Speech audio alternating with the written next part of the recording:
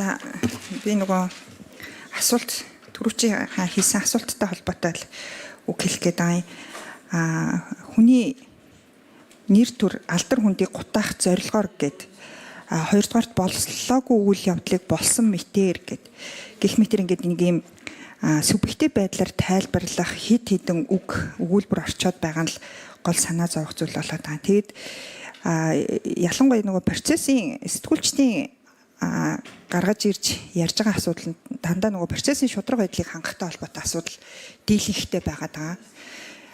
Илтэд одоо юу гэдгийг энэ гомдлын асуудлыг хэрэг үүсгээд сэтгүүлчдийг саатуулаад байцаагаад удаа дараа дуудаад нэг ийм нөгөө процессын асуудлууд удаа дараа гараад тэгсэн мөртлөө яг ял шийтгэл эдэлсэн хүмүүсийг харахаар сэтгүүлчид маш цөөхөн байгаад идэг.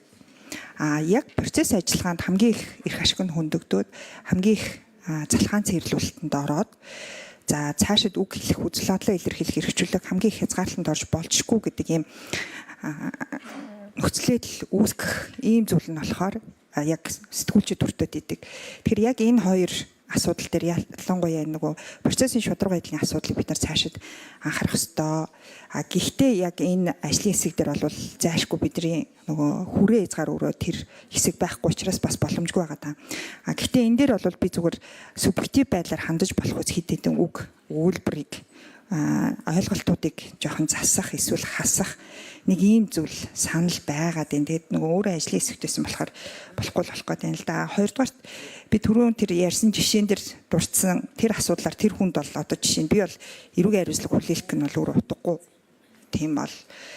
Тийм байх ёсгүй гэж бодож байгаа. Гэвч яг одоо хэрвээ би биш өөр хүн байсан болоод ингээ гомдол гаргах юм бол яг энэ томьёоллоор бол эрүүгийн хариуцлага татагдах. За ямар ч байсан мөрдөн байцаалт хэрэг бүртгэлтийн хэрэг үүсгээд тэр хүнийг байцаалтанд дуудах ийм одоо хангалттай үндслэл бол бас яг энэ томьёол дээр бол бичигдсэн байна. Тэгэхээр энийг бас бид нар цаашид анхаарахгүй бол нөгөө хор уршигтай нь холбох дээрэс нь тухайн одоо яг бодит охирол хор уршиг тэр нь хэр ноцтой байх вэ гэдэг дээр л илүү бид нар үндэслэж яг эрүүгийн хэрэг үүсгэх хэсэг нь явах нь зөв байсан болов уу гэсэн нэг ийм саналтай байгаа. Тэгээ энийг яг протокол дээр тэмдэглэж үлдээ.